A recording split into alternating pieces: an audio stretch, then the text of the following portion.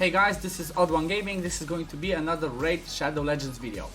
So guys, today's video is going to be about the Rslhelper, which is one of the best tools right up there with the Hellhade's artifact optimizer tool that everybody should use if they are on a PC.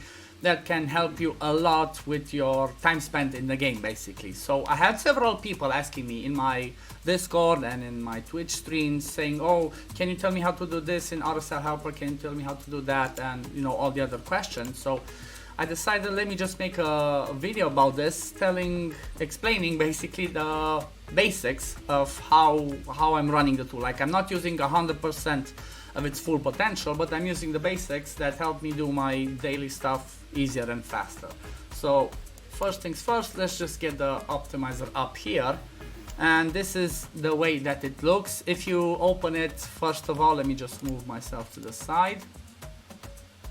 Okay, so if you open it, before you open your game, this is the way it would look. The way you would activate it, you would just go, like an example in Doom Tower, just go in one of the stages you've already done, and you would click start. It will run like this. At the moment, as we see, it just gives us these people. As soon as this one finishes, I can just close, so it will load up all of my champions. You can end it. It will load up all of my champions and the stuff they have, like all the stats and everything that they have at the moment. So one of the first things that people are using the most is basically the auto runs when they want to do, I don't know, for example, spider runs overnight, which most people do during the, during the clan versus clan. So you would just basically go into like the stage that you want. You would have your team ready, and then you would go here and you would select, you would go, as an example, let's say I want to do 200 runs overnight or 500. You would put the number of runs that you want. You would obviously click auto refill, so it uses either your energy refills that you have in your inbox or your gems to constantly refill. So this is like the most efficient way to do it. Or you could just load out the energy that you want to farm. Don't click auto refill, leave this one unchecked, and then you would click play. One of the other things that you would want to do is you would want to have auto sell artifacts clicked, and basically this is another tab that you would go into and select like what do you want to sell. For me, for example, when I'm farming Spider 25, because I'm end game at the moment, so like 5-star would not help me anymore, I would just go here that says what rarity should be sold. I would just go to the 5-star, I would click all, and I would just like for 6-star I would just leave uncommon, because obviously you cannot get uncommon, and I would keep the rare, epic and legendary ones. You can have this one just sell, I don't know, rares. You can have it sell only the 5-star rares, and it will keep you all the epic legendary ones from 5-star and everything else from 6-star.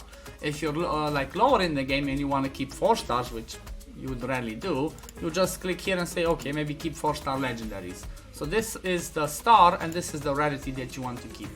But obviously, like I said, I'm leaving this one all, and over here I would leave uncommon, because I would keep rares, epic and legendaries.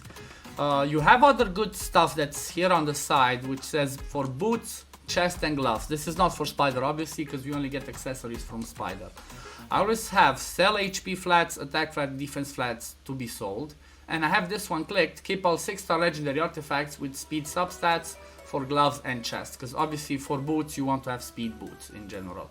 So I have this one clicked as well, because you never know when you get a good piece that can quadroll you speed that you might use on some builds for arena, or like any other place that you might want that quad speed on somebody that you don't care that much about, the main stat basically that piece gives you. Another one that I have selected is sell all attack flat amulets. This one you could leave it unchecked, as you might want to keep one attack amulet per faction. Attack amulets are pretty niche, so you would maybe only keep it for somebody like Sinesha, that you would keep an attack amulet that has crit damage as a substat. The reason why I would keep for somebody like a Sinesha is because she has really low base attack. Or another example could be someone like a Maneater or Brogni. So you don't necessarily need to click this one. I have it clicked because I already have a few options that I'm gonna roll when I need it, and I'm just gonna keep those. You have this one as well with when it comes to banner. Like if you're missing a lot of accuracy banners on your teams, you would never click this one. For example, for me, I don't have this one clicked because I already have it choosing these options. I'm only looking for 6-star ones. And again, you might click keep all banners with speed substat. So you might still be missing speed substats on your banners for most of your champions. So you could click this one even though you have to sell like maybe all the 5 stars and just want to get 6 stars. You would still click this one as it might give you 5-star ones that have speed substat, and that might help you. Another one here that's for boots, it says keep all boots with speed main stat. This one might also help you. You might get speed boots in other sets apart from like speed set. You might get speed boots in lifesteal or in accuracy set or in stalwart or any other set that might help you. This is another option that you can have clicked. But again, like I said, I don't really care about this one. I just leave it to have these as the main rules. Going back to the spider, another thing you can do is have these ones. If the subsets are not present, the item will be sold. So for example, I have with attack percent rings, attack ranks, if it doesn't have attack percent, defense if it doesn't have defense percent, and HP if it doesn't have HP percent, I would just sell it because it's not gonna help me. The ones with the banners, I didn't really go into this one. I just have like resistance and accuracies. I'm always looking to have speed on them, because if you're gonna use resistance, somebody with to do a resistance build, you're always gonna want speed.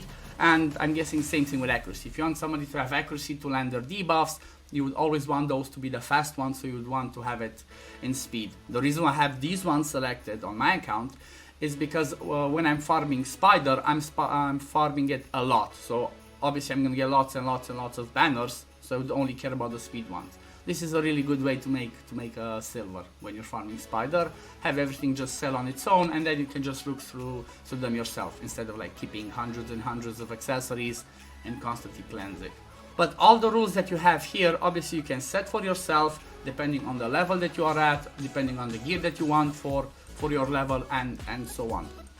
Another good one here is for when you're farming dragon is the speed set exception. So it says this rule applies to speed type artifacts. Set your rules, what you keep. So I have for 5-star and 6-star saying that if it has the speed substat, and then I have for like 5-star, I only care if it has like if it's a legendary, and for 6-star like any pieces, because it might be helpful, you know. So like if it's a legendary weapon, it might give me quad speed. That could be awesome. If it's just a double speed, I would sell it. But obviously you have to have that piece and roll it before you do that choice of keeping it or selling it. Another one that's pretty interesting, this is mostly for like maybe end game people, it's like the substat minimum rules. So for like 5-star, for example, when it comes to HP attack defense, you can get from 4 to 6-star, 4 to 6%, and 6-star you can get 5 to 7%.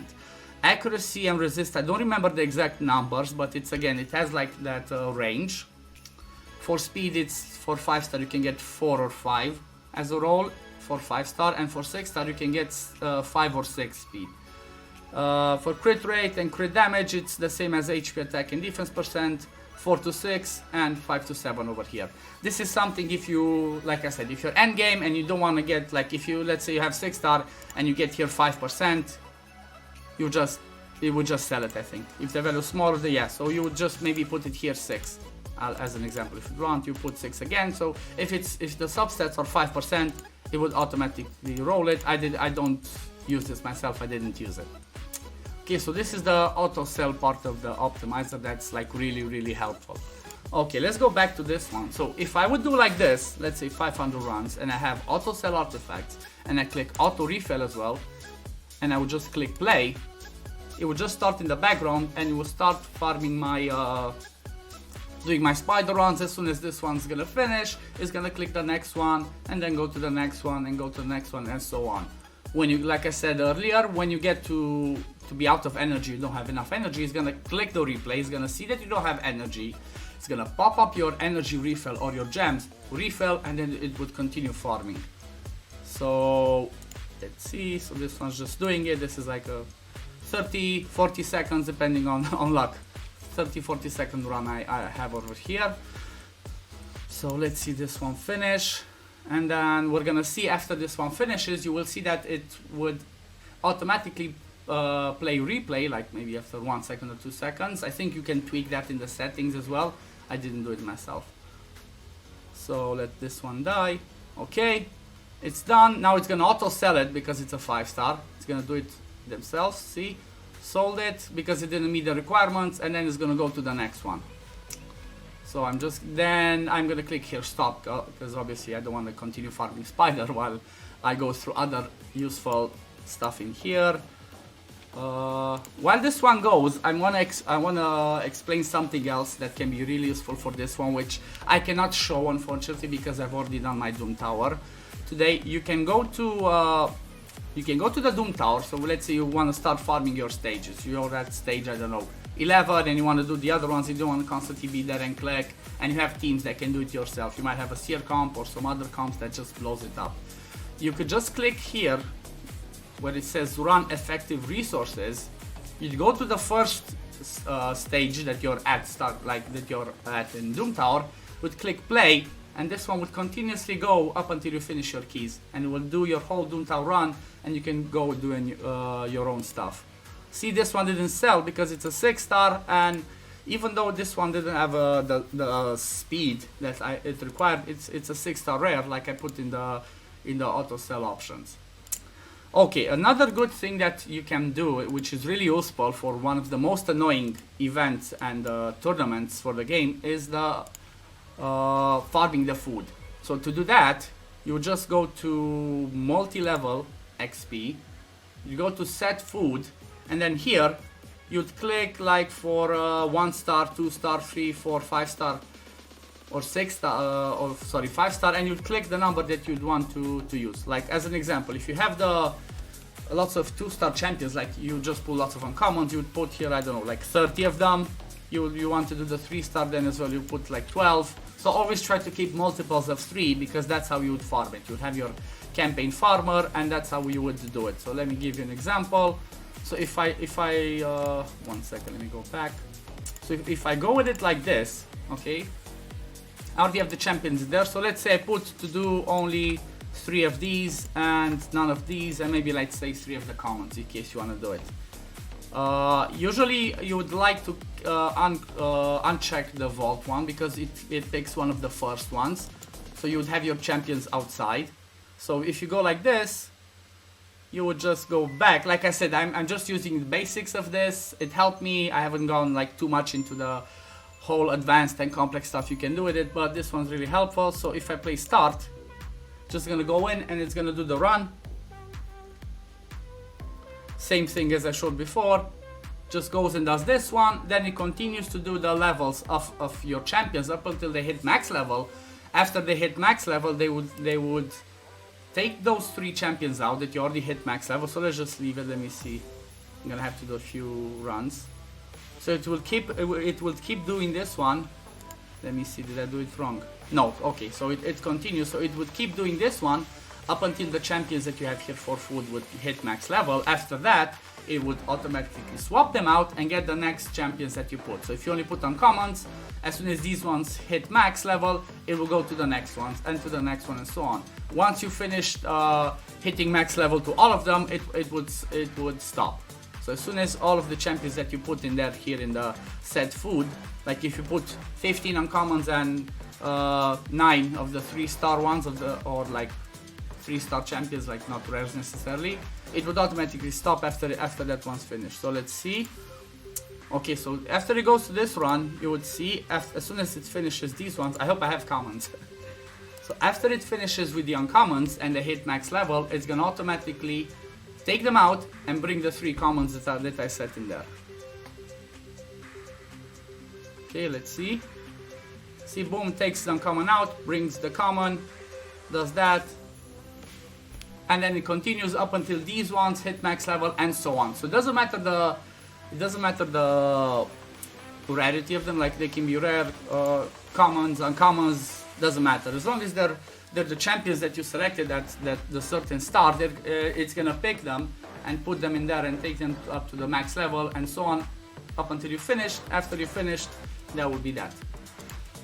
So let me just stop this one and we can go to the next one. Come on, let's smack them, get them out. Okay, and as you saw at the same time, if I had the auto sell option, it just instantly sold those shields. So because I have it here, like as an example, because I have it here to sell uncommon ones, it's gonna obviously sell most of the shields, because the maximum you can get as rarity for campaign is uncommon, unless you start farming a boss stage where you can get rares. So it's gonna also auto sell, so I'm not gonna have lots and lots of shields there, or like whatever stage you farm, it's not gonna have lots of those ones. It's gonna instantly just sell them. Okay, so let's go back out. So that's the way you would do food farming. Another pretty nice feature that I like about this one is the one when you have event tracker. So I'll give an example. If we go to the event tracker and let's have a look at one of the events that's going on. So this one works for events and for tournaments as well. So let's say I go here in the event, if it's gonna decide to load up anytime today, and I go to the dungeon divers.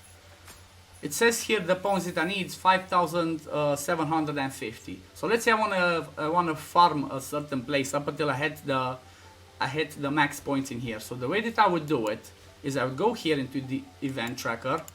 I would go into get artifacts. It says it started on December 4th, so obviously it's 4 days. It's getting close to the end. So you click it, the one that you care about.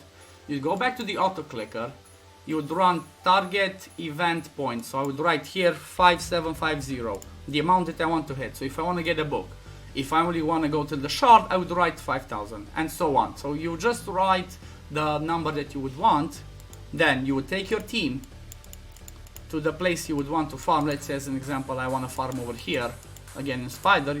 You'd still be in this shield, sorry not shield, in this screen, you have your team ready, and you would just have to click start. So, and this one's gonna continuously run up until it hits the points that I put it to do, and then it would stop. So you can do the same thing for tournaments. So let's say for example I wanted to track not the dungeon divers, I wanted to track the ice golem, and the target event for the ice golem is, I think the end is 2,750. I'll put this number, I'll go into the ice golem, I would select the stage that I want, so either stage 20 as an example, because like this one gives most points.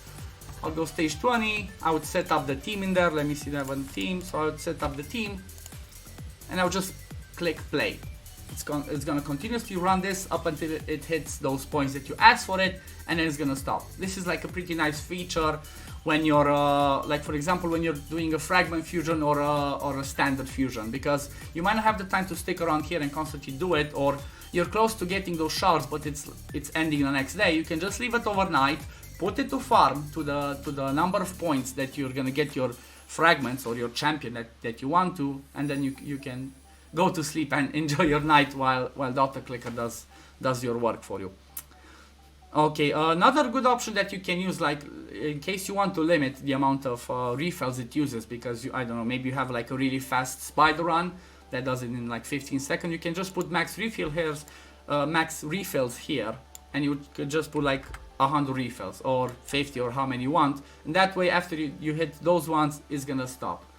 One of the features that I haven't tried honestly is the shutdown when finished. I think if you click this one, it's just gonna close your Rslhelper and your game. I'm not sure if it closes your PC, so this is something that I still need to run.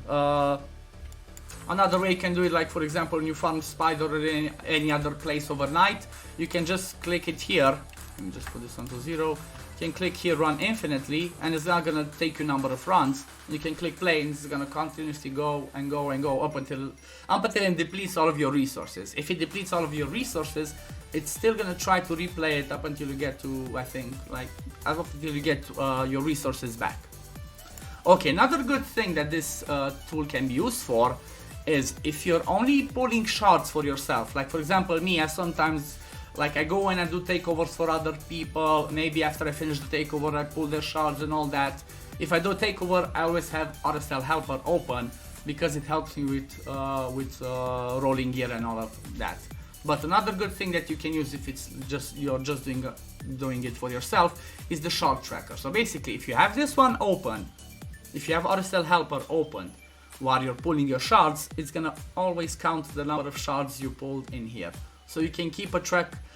This can keep a track for you, like where you are at with your sacreds, ancients, voids, till the epics or legendary. How close are you to mercy and all that.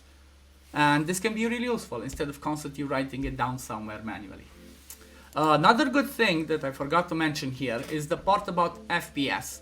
So the one that I suggest is always using unlimited FPS, because if you put it at 144 or 60, your runs basically go a little bit slower because of the animation times. So if you want to have your fastest and best times on your runs, you click unlimited, because that's going to be the fastest animations possible, therefore getting the best times for your dungeon runs or whatever other runs.